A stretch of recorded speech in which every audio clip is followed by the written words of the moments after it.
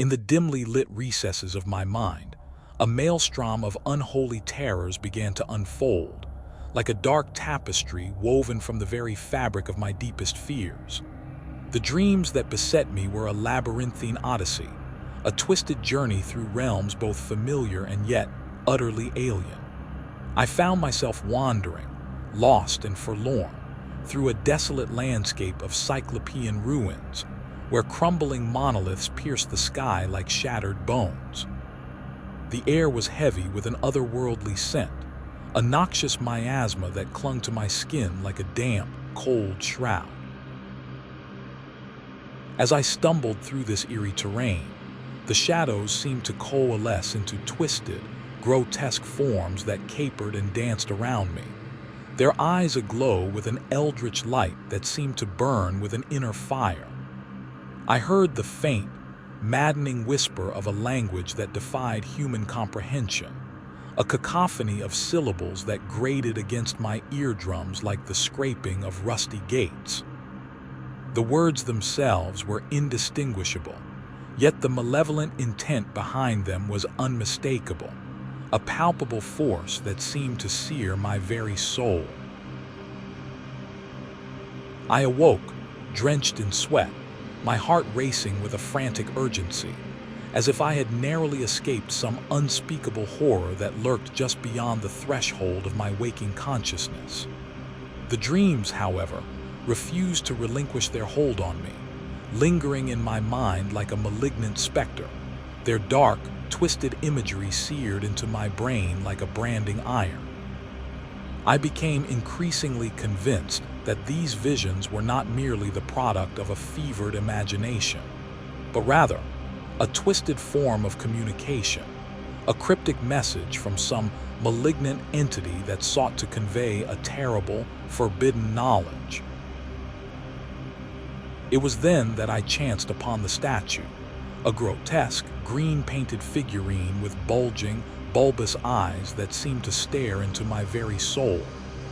The thing was hideous, a twisted, non-Euclidean abomination that seemed to defy the laws of nature, its very presence a blasphemy against the natural order.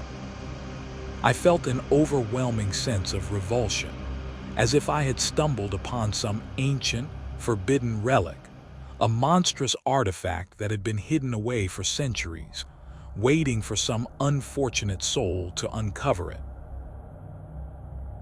As I turned the statue over in my hands, I noticed a series of strange, cryptic symbols etched into its base, a language that seemed to dance across the surface of the figurine like a serpent slithering through the grass.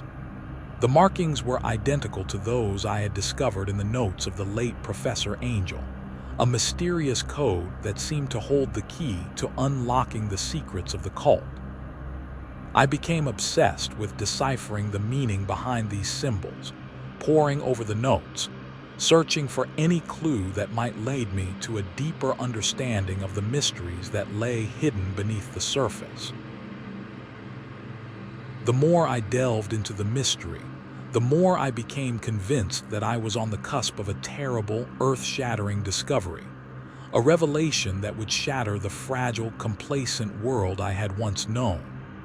The dreams, the statue, the cryptic messages, all seemed to be connected, threads in a vast, twisted tapestry that was slowly, inexorably, beginning to unravel. I felt myself being drawn into a vortex of madness, a maelstrom of terror that threatened to consume me whole, and yet I could not help but feel an unholy fascination, a morbid curiosity that drove me to pursue the truth, no matter the cost to my sanity or my soul. As the days passed, the dreams grew more intense, more vivid, and I began to experience strange, unsettling visions, glimpses of a world that lay beyond the veil of reality. I saw towering, cyclopean cities, their walls covered in strange, glowing symbols that pulsed with an otherworldly energy. I saw twisted, humanoid creatures, their bodies distorted, elongated, as if they had been born from some nightmare realm. And I saw the old ones, ancient, malevolent deities who slumbered, waiting for the stars to align, waiting for the time when they would once again reclaim their dominance over a world that had forgotten the horrors that lurked in the shadows.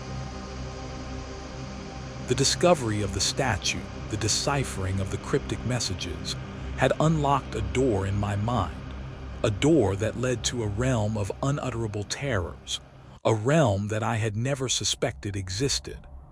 I was no longer sure what was real, what was a dream, and what was a product of my own fevered imagination. The boundaries between reality and madness had grown blurred, and I was lost, adrift in a sea of uncertainty, unsure of what lay ahead, or what horrors awaited me in the darkness that lurked beyond the edge of perception.